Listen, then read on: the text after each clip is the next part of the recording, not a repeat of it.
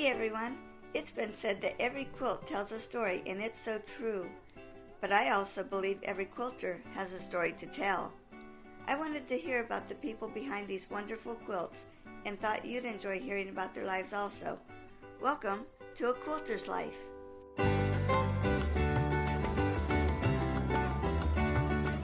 I was thrilled to reconnect with Debbie Hunt. She used to work at our computer business years ago. Ran into her at the store, and as we visited, I found out she was a quilter. Then I lost her contact information. So when Guthrie and I turned down the cereal aisle one evening, I squealed with delight as I saw Debbie again. Guthrie just couldn't figure out why I was so excited to see cereal until he saw me approach Debbie. Thank you so much, Debbie, for being on A Quilter's Life. I really appreciate it. I'd like to start with your background. Where were you born? I was actually born in Ravenna, Ohio, which is in northern Ohio. We lived in different areas. I think we moved around a lot, but I lived there till I was in 8th grade, and we moved down to southern Ohio, which, this around this area. Uh-huh. So I lived in Louisville. I went to Skyview High School. So from 8th grade on to when I graduated, I went to Skyview. Okay. And like I said, we lived in Louisville, so it was, but we lived I think it was 7-9 miles out. Mm-hmm. So I rode the bus, and we were the second ones to get on, and the second ones to get off. Oh, what a long day. It was, it was like over an hour, about an hour each way on the bus. Were you able to do homework while you were on the bus? Yeah, I don't know if I actually did or not, but, I could have. So that would have been good if I did. But I'm not sure if I did that or not. But I don't know. I remember playing maybe card games or something, but I don't know. Do you have any special memories of growing up in northern Ohio? Yeah, one that comes to mind is going to a person's house, and we went trick-or-treating in their neighborhood, and it was snowing, Uh-huh. It was here it was Halloween, it was snowing. So it's pretty cold. It was colder up there, I guess, yeah. Yeah. But this woman's house that we went to, she made doll clothes for Barbies, I remember. Oh, neat. That sort of impressed me a little bit, and I think that's kind of when I started sewing on my mom's sewing machine. I was probably about 10, maybe. Mm-hmm. I was experimenting with sewing on Barbie doll clothes, so that's probably how I got started sewing. But that's one memory I have of up there. Cool. So after high school, what did you do? I actually went to the Air Force, and that's probably right before my 19th birthday, I went into the Air Force. And I went to San Antonio is where the basic training was. Mm-hmm. And I got my orders to my next base, which ended up being Mississippi for training, because I got into electronics. Okay. And I sort of blame that on my dad, because he's an electrician, and he's kind of prepping me for the tests, and so that's kind of how I got into that. So anyway, I ended up going to Mississippi to Keesler Air Force Base and had my electronics training there. Uh-huh. How long were you there? Probably, I don't think it was over a year, maybe 10 months. Mm-hmm. And I got my job orders, which were to be avionics communication specialist, which is aircraft radio. And then my orders to my base were my permanent base was going to be Grissom, Indiana, Grissom Air Force Base. Which I don't know. It was a SAC base at the time when I went. What does that mean? Strategic Air Command. That's all I know. Anyway, it was one of the more I don't know. They had KC-135s there, which are the big refueling tanker. Okay. Those airplanes would go all around and refuel all the smaller jets, aircraft that the Air Force had. And I would work on the radios in those, and I had a toolbox that I had, and I would have to climb up the steps with that toolbox on top of my head, and then somebody would have to grab it up at the top, because it's pretty heavy, you know. And it's funny, though, because I got the job when I was in San Antonio. How I got my job, this is what they told me. When all of us ladies went through the original line when we first came in, when we first got to the base, we had to go through this check-in or whatever. Well, one of the things in the check-in was you had to pull these weights that were on a wall. Okay? Interesting. Well, I pulled these weights, and I just, you know, did it probably as hard as I could, you know. Yeah. But I found out later whenever they told me what my job was going to be, that I qualified for the job because I lifted like 70 pounds or something over my head, and it was more than anybody else in the group. And I'm going, what?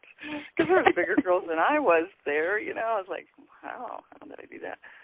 So anyway, that's how I got my job. So yeah, there's, you know, you had to be able to lift things. Some of the radios were actually really heavy, the older ones.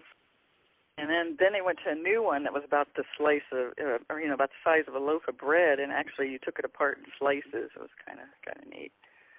Some of them were gigantic. The older ones were just, they had tubes in them. You know, when we took them in the shop to work on them, we had to put the tubes in the tube checker. You know, that was.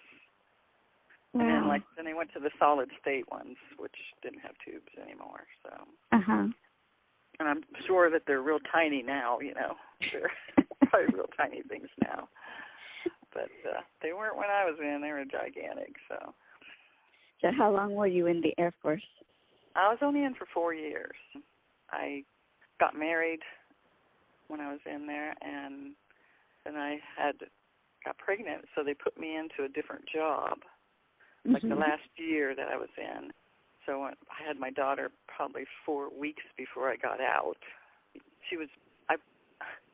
I paid $1 for her. Because, you know, you could pay nothing.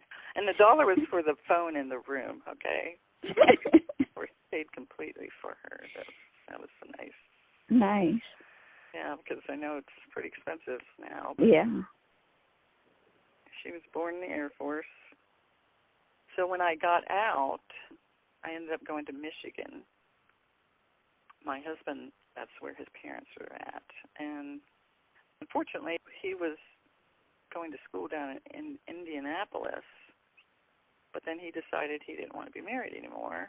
And so we ended up getting divorced. So, and at that time, then I took my daughter and went to my dad's, and he lived in Southern Ohio. That's how you got back to this area. That's how I got back here. I got a job in Columbus, actually. My uncle worked for a company in Columbus, and he helped me get a job at his company. So, and that was working on computers. But, you know, my Air Force job is what helped me get into that because, you know, he figured I had the electronics training, and so it would be easy enough to go into computers then. And these, you have to realize at that time, the computers were not like what we have now. No. They were called mini computers, but they were actually gigantic. They had these, what they called dumb terminals that were connected to them, to the mainframe. And I would work on the computer itself, the mainframe part, and also the dumb terminals, which were had a little screen on them and a keyboard. So I probably worked there for 10 years, I think, and then I got laid off and I had to find another job. That's what got me started, I guess. And then while I was working with them, I actually got into printers, but they were the dot matrix printers. That's the first printers I worked on. Did you ever work on the screens? I just remember having to work on a screen a long time ago, and I had to defuse it or something. It's been so long. Yes, yes. So you won't get shot. Degauss it. So yeah, you had to like stick because I had to do that at a place I worked at up in Columbus, where we worked on, I believe they were compact computers, place I worked at. And they had the big tubes, and you would have to degauss, not degauss, what is it? You had to take the charge out of them, and so you would put a screwdriver on the back of them, and it would put a big spark. You know, it's kind of scary to do, but you know, but you just, it would make a zap, you know. Yeah. Yeah. I remember doing that and thinking, boy, if someone didn't know to do this, and they took this apart. Wow. Yeah. Didn't do that and touch that. Oh boy, that hurt. I think. So yeah, it was kind of, it's one of the things I didn't like to do there, but that was another place I worked at after I worked at the one I was at 10 years. So yeah, I had to do that too. So I know what you're talking about there. I didn't do that for very long. That's why we hired others. Yeah. And I can't remember, when did you come work with us? It was around 2000, I'm thinking. Or like 1999, perhaps. Yeah, okay. Yeah, those were crazy years. I don't remember a whole lot. Yeah. I really enjoyed working there. That was really, really nice. Okay. So, and I think I was engaged to my husband at the time when I was working there. So you moved to Williamstown about that time? Yeah, when I got married in 2002, I moved out here. Before we get on to talking about quilting, are there other crafts or hobbies you do? I play the flute, which I probably just started probably 12 years ago now. My husband got me a flute for Christmas because I mentioned one time, I think, that, hey, you know, I played flute when I was in high school for 1 year. I said, I thought it'd be nice to try and, pick it up again and play it. So, neat. And I mentioned it one time, and he got it for Christmas. I'm going, oh, now I have to do something with this. so I actually had to learn it from scratch. I remembered nothing, Yeah. I mean, even the notes and everything, I had to relearn all that, how to blow into it, each of the fingering, everything I had to relearn. Well, nothing came back. No. I mean, nothing. I had to relearn everything. I did not remember anything. So, yeah, and I should have went to a music teacher, but I didn't. I kind of went online and looked at things, and so eventually, I did kind of get it a little bit, and then after probably I played it for maybe 5 years, which I still wasn't very good, okay. Mm-hmm. I decided that I was going to be in the orchestra at my church that I'm at now. So, and like I said, I still wasn't very good. So, but there was a guy there at my church, and he's no longer there because he passed away. But he was like my cheerleader. You can do it. Just keep practicing. You can do it. You can do it. I'm going, oh, okay, So eventually, yeah, I could play okay, but I'm just, it's so much better to learn to play the flute or any instrument for that matter when you're young, because when you get older, it's just a lot harder. You enjoy it, right? But I do enjoy it, yes. And so I'm up there every Sunday playing. So, yeah, that's one thing that I got from my husband that I kind of put into service for the Lord, which I think is kind of nice thing. That's so neat. Kept me motivated to keep doing it. So, yeah. So does he play any instruments so you guys can play together? No, he doesn't play anything. It's funny, though, because he has the bongos. He says that's his instrument. Well, that works. Yeah. But,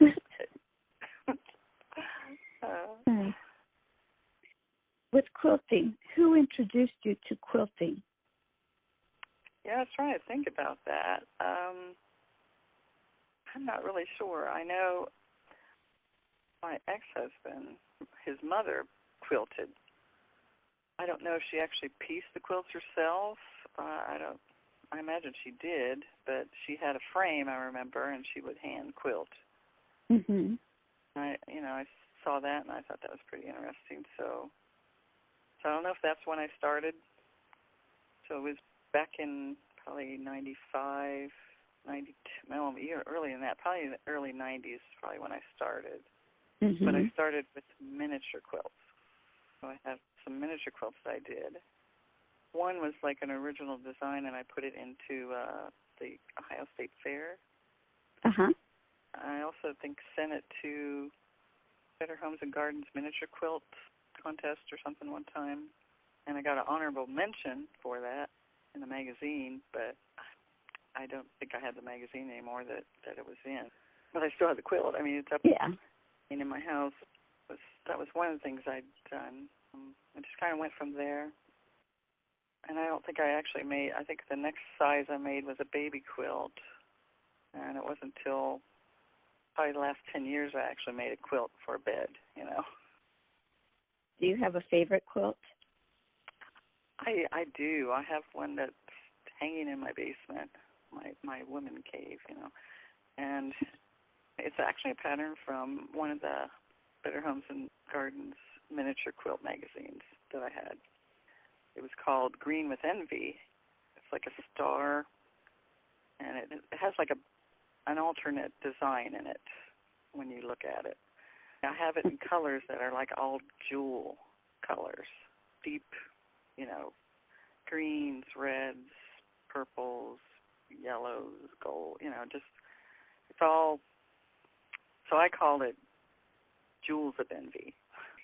But the thing of it is, it probably took me 10 years to make that quilt, you know, just because it just took a lot of time when I started it until when I finished it. Yeah. And it's still actually not finished because it's hanging up, not quilted yet. It's just the top. So it's still not done. But it's still my favorite quilt, you know. Yeah. And it's only like a wall hanging size, probably. Oh, okay.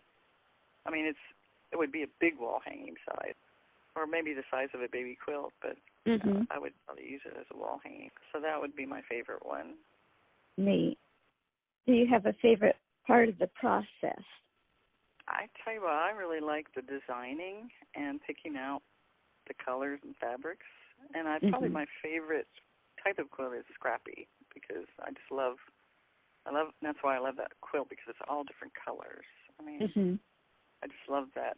That color scheme is my favorite, just everything. So do you have a worst quilting experience? Well, I can't really think. I know, you know, I make baby quilts for the Women's Care Center. I have a quilt group that does that, and I quilt a lot of the quilts on my long arm that I have, which is another thing that my husband gave me for Christmas. Because I'd mentioned that I was making a quilt for my granddaughter, for our granddaughter. I told him, I said, well, you know, I'm making this. I said, but she wanted me to make her one. And I said, well, I can get the top done. I said, but the quilting part, it's going to take me till she gets in college, you know, probably to quilt it, you know. So she was probably 10, 11 at the time. So I said I could take it to a quilter, you know, and have it machine quilted. I said, well, that'd probably cost a little bit to do that. He said, well, how much will it cost to get a machine? I said, well, I don't know. So he ended up getting me a long-arm quilting machine. That was 2009. Wow.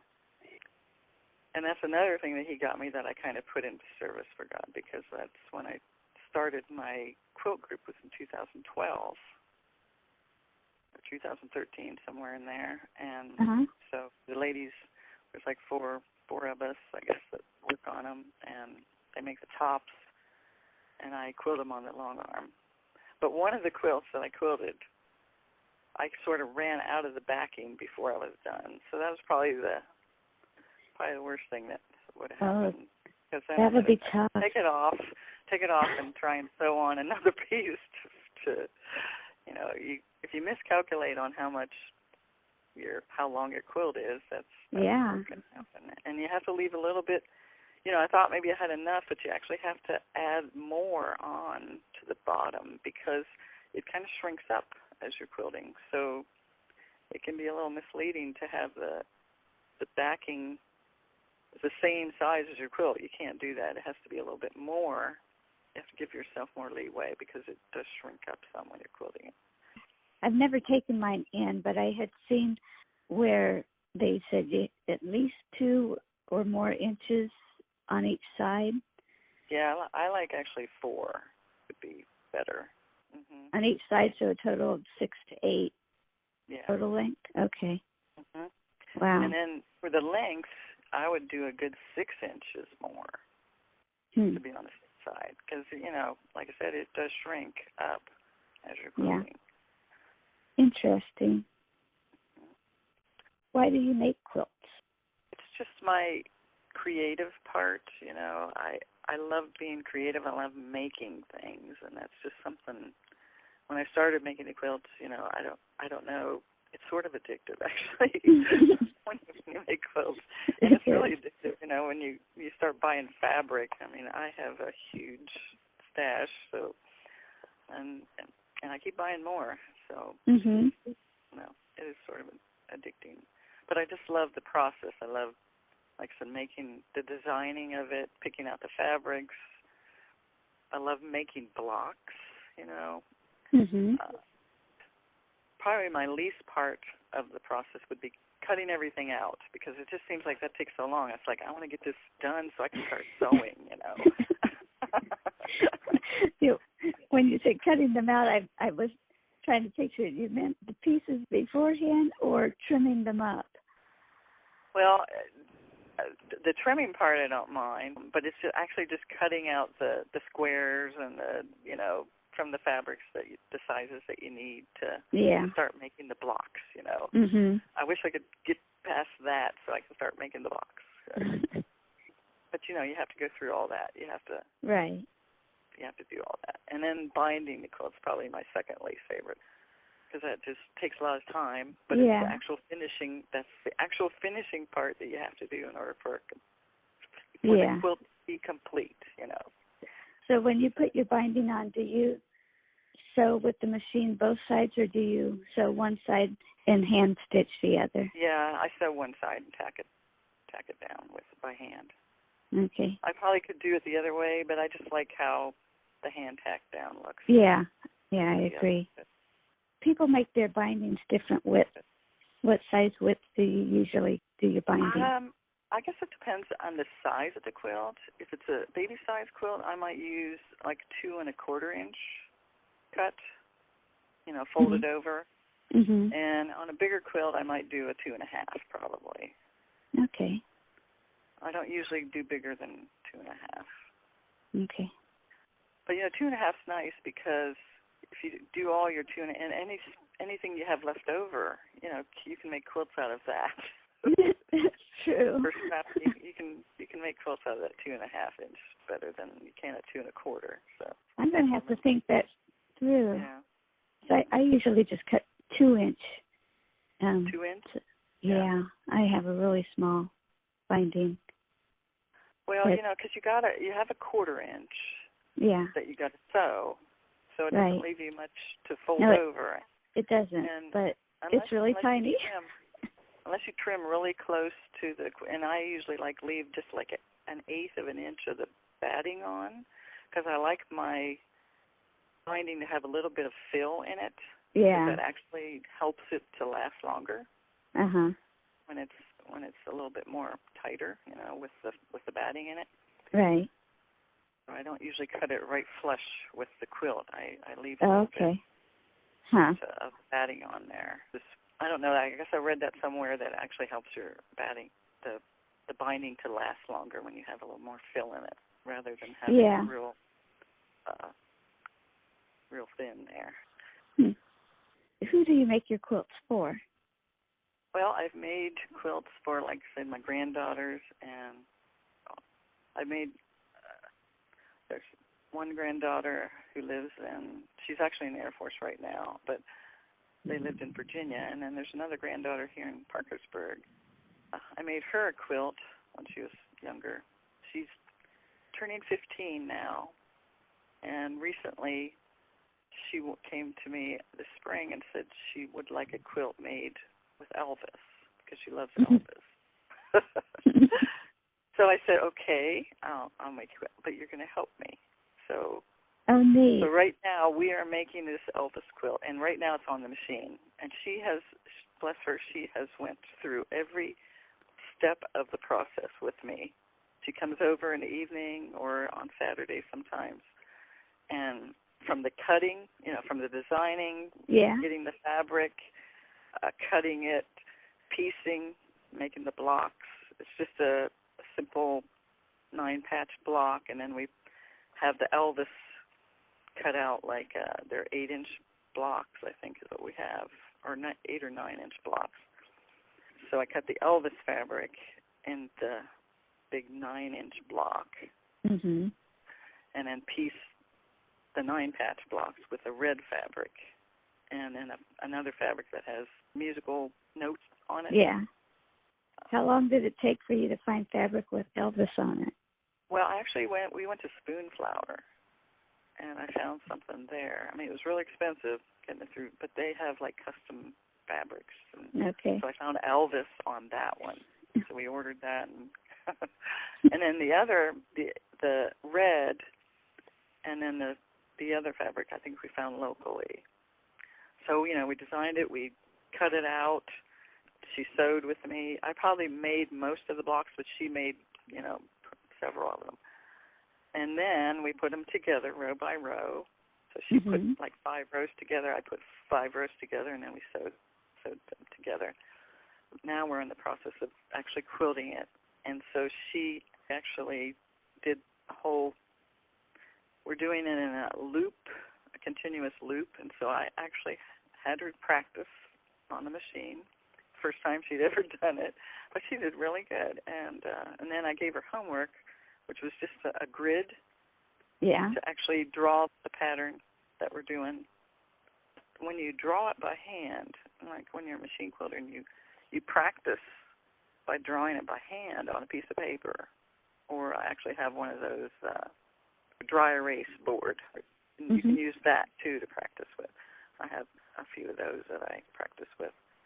But I actually gave her homework. So she was doing it, and we did it probably Tuesday night. I think she came over, and she did a full pass-through on one and back a couple times. So she only made like 2 mistakes that I had to rip out, but she did pretty good. Neat. So this has been nice, and it's good because it helps her realize how much work goes into making a quilt. I mean, people don't know how much goes into it. And they think, oh, you made me a quilt. Oh, that's nice, But they don't realize how much work went into that. So she knows. And I'm hoping that she'll get an interest in it too and continue. Yeah, how fun. Oh, and I also make the baby quilts for the Women's Care Center. So that's another thing I make quilts for too. Okay.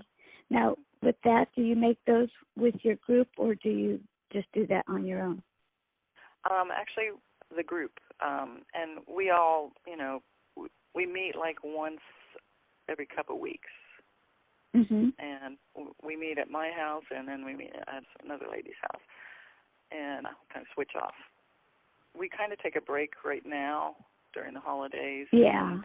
Some in the summer, but yeah, and then we'll work on stuff on our own. Now there's another lady who actually does quilting on her home machine, on her domestic machine. So she does several of hers and then quilts them herself. So that helps me out because I don't always have a whole lot of time to work on these. So actually I have 15 of them ready to go here pretty soon to the Women's Care Center. So I had another batch of 15 back in April. So when this batch goes, then we will have given 30 this year. Nice. To the Women's Care Center, yeah.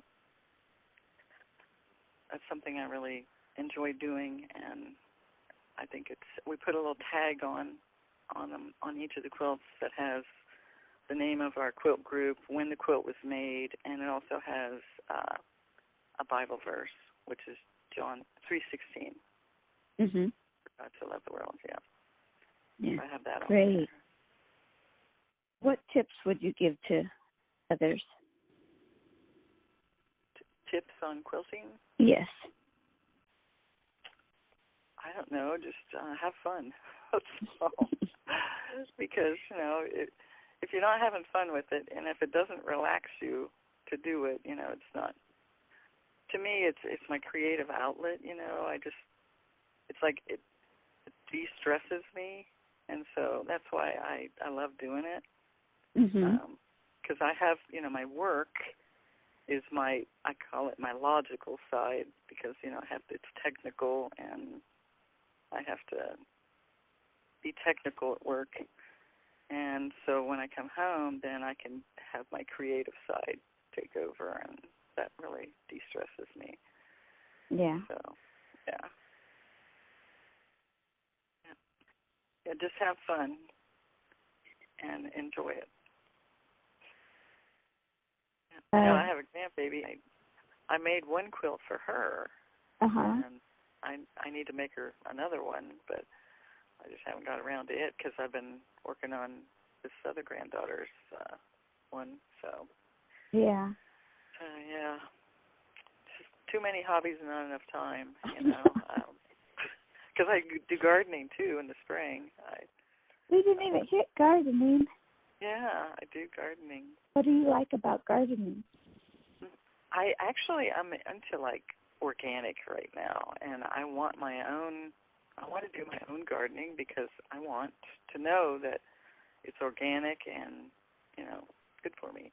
So, and I love green beans, and so I can grow green beans. I want to try a bunch of different things next year. I just actually started my garden last year. I just put in my garden last year. It's kind of a different kind of garden than most people do. I kind of got the idea from a website called Back to Eden. There's a guy who does his gardening this way, where you actually use mulch on your garden. You keep mulch on it. So you plant down inside the mulch. Yeah. And that mulch is constantly, and you're using like an organic mulch, and he prefers wood chips. Yeah. Because, that the gardening places will go out and they'll take down a tree or whatever, or shrubs, and they'll just shred all that into a wood chipper. So you have all this organic material that he likes to put on his garden, and that, decomposes over time. So you've always got this decomposition process going on. Yeah. That enriches the soil. So you don't have to put fertilizers on it. You don't need pesticides, So this is how I just put in this garden last year. It's not real big, but that's how I'm going to do my gardening. So I've gardened for a long time, but this is the first time I've had this type of garden. So, and his stuff just grows fabulous with just nothing, just wood chips. So, so I'm going to try it and see how that works. That's really neat.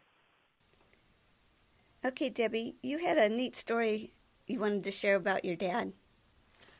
Yeah, he lives in Lower Salem, and he has a basement, like I have a basement, and he has his setup in the basement of his creative thing that he does, which is model railroading. And he has a huge setup in there with the HO scale. And it's amazing because people come and see it all the time. He'll show it to people. And he's got a book where people write their names in. And he's got the Ohio River and boats on it, along with the trains and buildings and the little people. And then he's got a huge command or control center is what it is, with all these switches and buttons and stuff. It's amazing. And then I have my creative thing down in my basement, and he was over one time and he was looking around. I was showing him my quilts and stuff, and he says, we're cellar dwellers because we have our things in our basement. How fun. And that's his creative side and my creative side, and it's just it's where I got it from, my dad. So yeah, that's so neat. Well, thanks so much for visiting with me. I really appreciate it. This was fun. You're welcome. I mean, it's a quilter's thing, and you have to be a quilter to understand it, I guess. Or at least a wannabe. Yeah, right. So, thanks for having me. Bye. All right, bye-bye.